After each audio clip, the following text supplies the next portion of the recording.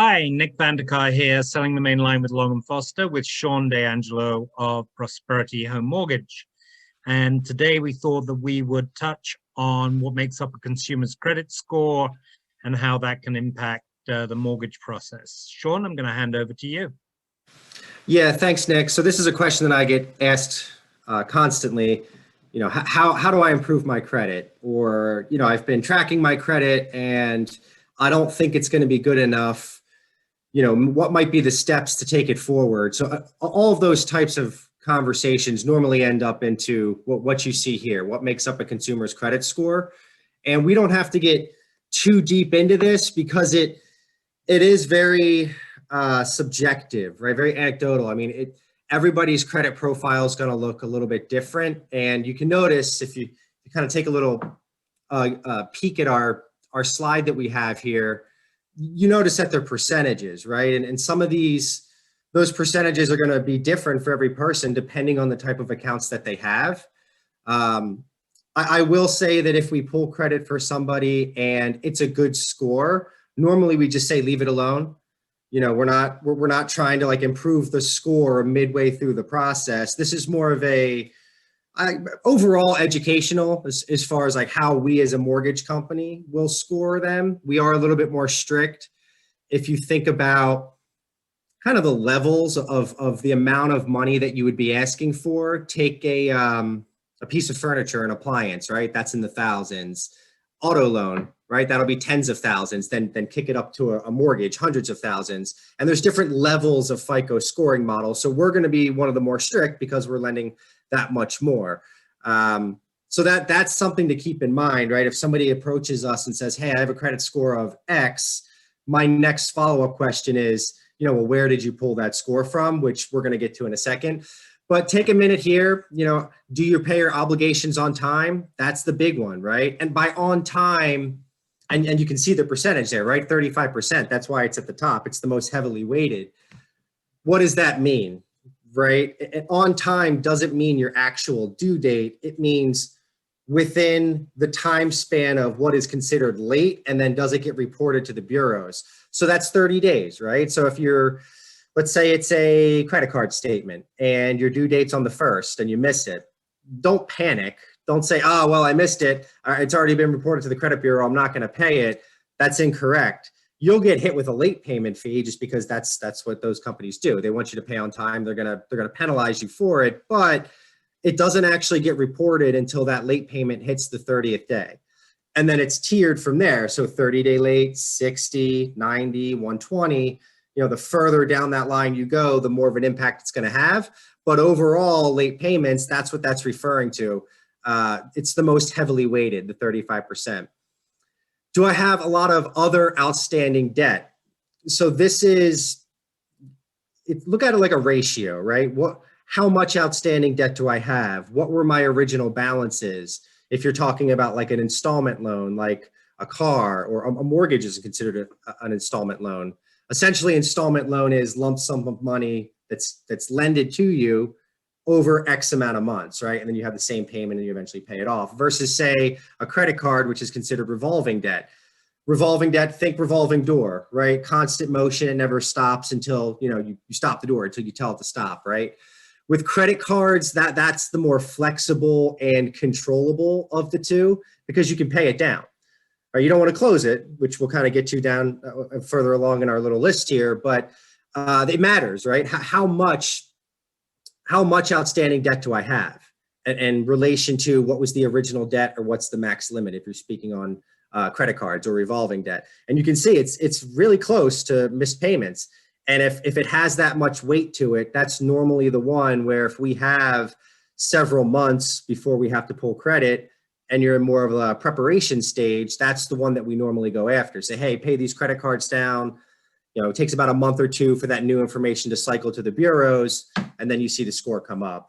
That's probably the most actionable item that most folks will have. And again, we're not going to get into specific scenarios because everybody's is different, very case by case basis. How long have I been responsibly using my credit? So this is what I was speaking on earlier, right? If we're going to pay down those credit cards to try to increase your score, you want to make sure that you don't actually close the account because that account has a history attached to it. So if, let's say, you've had a card open for 10 years and then you have another card that's been open for a year and a half. If you did have to remove one of those cards, you would obviously pay off the one that's only been open for a year and a half, because if you close the one that's been open for 10 years, you lose that 10 years worth of credit history.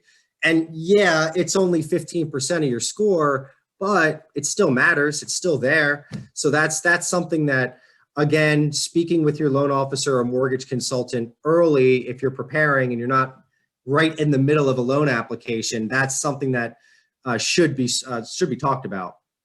And then what types of credit you use, that's more of a variety thing, right? We kind of spoke on it earlier, right? The revolving, the installment, the mortgage. I mean, having different open lines of credit from different creditors isn't necessarily a bad thing. They like to see variety. Look at a credit report almost like a report card, right? If you're not taking any classes, how do you get graded? How do you get graded, right? It's very similar to that, right? The more courses or lines of credit that you have, the more well-rounded you seem as a borrower. It's that old saying, no credit's worse than low credit. And that's true, because at least with low credit, there's a history there and you can take action on it, versus no credit, where you're just starting from the bottom and kind of just beginning to create this credit profile. So they like to see open lines of credit. Referring back to the last one though, and the one before, how have you been using your credit? What's the history and what's the outstanding debt? Obviously, if the debt's really high and you're constantly closing accounts and starting new accounts, that's not going to look great on that said report card. But having a credit profile is normally better than none at all. And the different variety adds to that. Number of accounts is also in there as well. If you have one account or two account, changes to those two accounts have a much greater impact versus if you had, say, 5 to 10 accounts, where if you had something a little shaky on one account, you have the other, say, 9 accounts to make up the difference or kind of spread that potentially negative item out a little bit more. And then the last one, have you recently opened up new credit? This kind of goes back to credit history.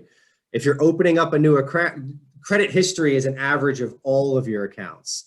So if you open a new account, that's starting at a 0. And then after the first month, you have 1 month and then 2 months, right? So then that account, so how's a good way to explain this?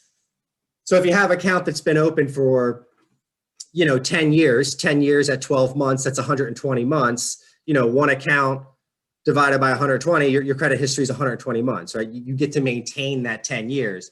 Now take it as, and we just have a brand new card, right? But you still have that other card. So now you have 2 cards. So you're essentially halving what your credit history is right off the bat by entering a new credit account in there, because one's starting at 0 and another has 120 months. And that's how it works, right? They take total months, then divide it by number of accounts. So opening new lines of credit, that's why we always say, that's why I kind of started the conversation with this. If you look good, don't keep it as is, because if you start adding new accounts as they come along, chances are you're going to bring your score down. And that's a problem, right? We pull your credit in the beginning, but then there's a soft check at the end where they check to see if you've opened new lines of credit. So that's kind of a very surface level. Again, oftentimes when I get into this conversation, Nick, it kind of devolves more into like, well, hey, what's going on with my credit? How can I fix my credit? And that's a conversation that really needs to happen on a one-to-one basis. Okay. So that's a lot of the positive. And just for those folks out there that think it's, the end, so to speak, like I can never recover from this. This is normally the second big thing that I talk about with credit, because folks that have had any of these happen to them, they think they can't own a home anymore, which isn't true. Now, granted, if you kind of look through this list here, those are big deals, right? Foreclosure, short sale, Chapter 7 or 13 bankruptcy. Those are big life moments, right? And they're not positive life moments by any means. And there's a lot of embarrassment, sometimes shame that comes along with it. So when this happens, people are afraid to pull the Band-Aid off and ask the questions. And, you're never going to get it unless you ask for it, right? So it's one of those things that I kind of just want to put out here. These are, they don't change too frequently, but this is standard Fannie, Freddie, FHA, VA kind of their wait times on when any of these items happens to a person in their life.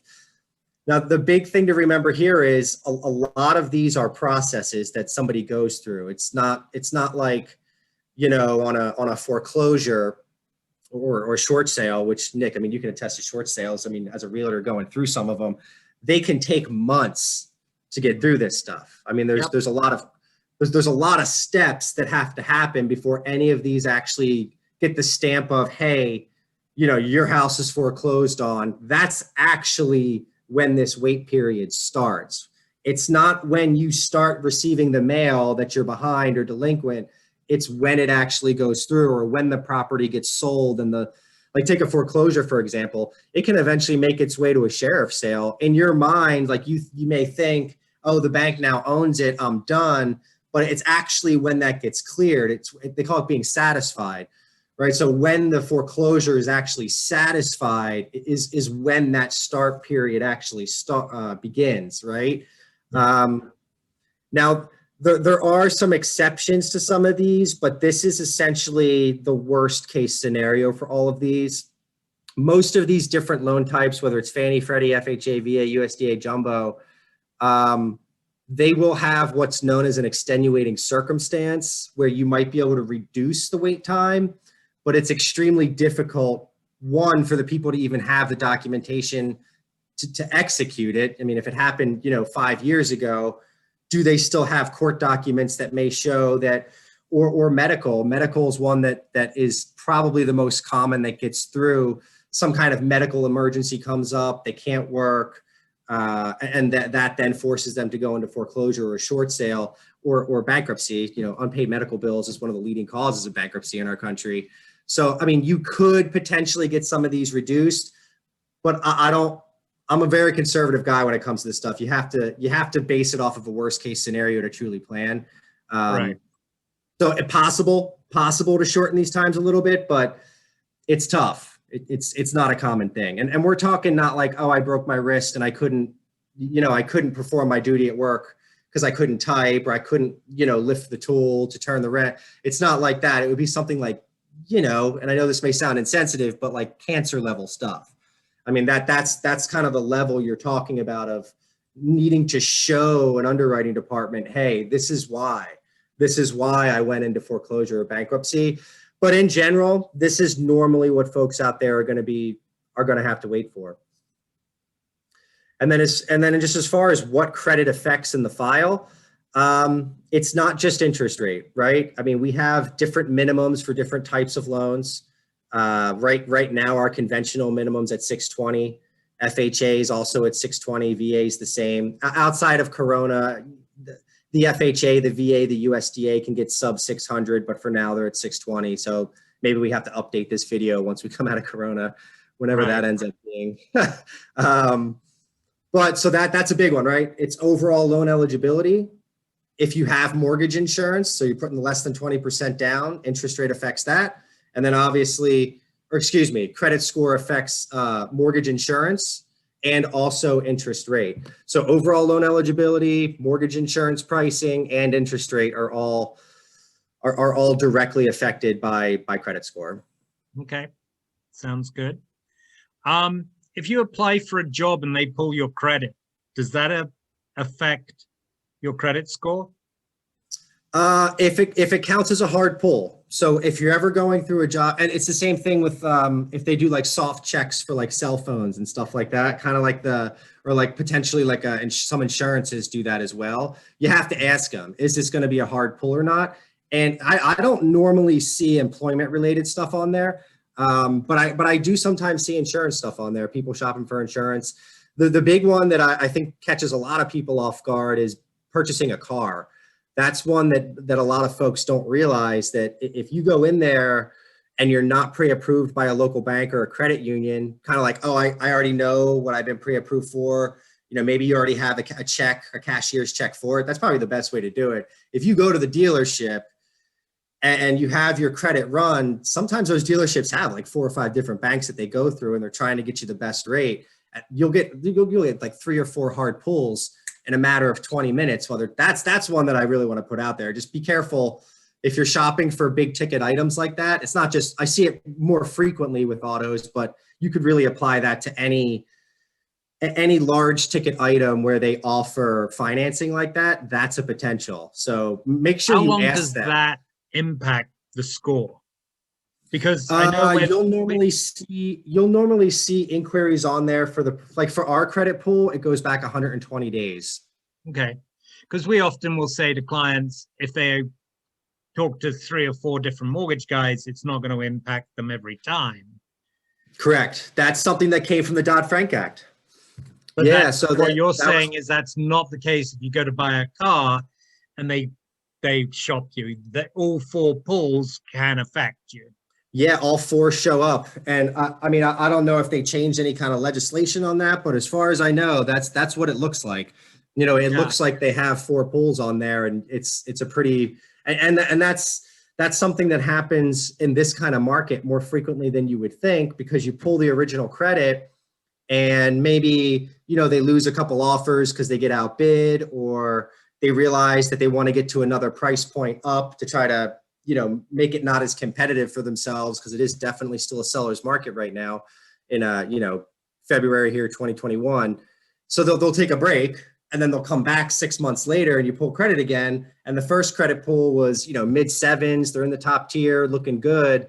And in the meantime, they got a new car, and it drops their score down to like a 700, or sometimes even sub 600, because it just boom, boom, boom, boom, boom. You know, all those hard inquiries are now on there. Yeah. Yeah. I mean, I saw that. I got a car last year and I saw exactly what you just described. But to your point, you to shop mortgages, I think it's 30 days. It might be 40. I conservatively say 30 days, but it might be 45, where you can shop different mortgage companies. And there's identifiers and all that stuff, right? Right. Oh, you got your credit pulled from a mortgage company. So yes, it shows up in the inquiry. Like we go back 120 days, and I'm sure other banks are very similar, where it'll show the different credit pulls, hard inquiries that you've had in those 120 days. You'll see multiple mortgage companies or banks listed in there, but it's not it's not affecting the actual score. Right. Okay. Sounds good. Thank you. Cool. Thanks, Nick. Yeah, glad I could be of some help. And we'll touch on some other subjects in the coming weeks. Yeah, sounds great. Looking forward to it. Sounds good. Have a good afternoon. Yeah, you too.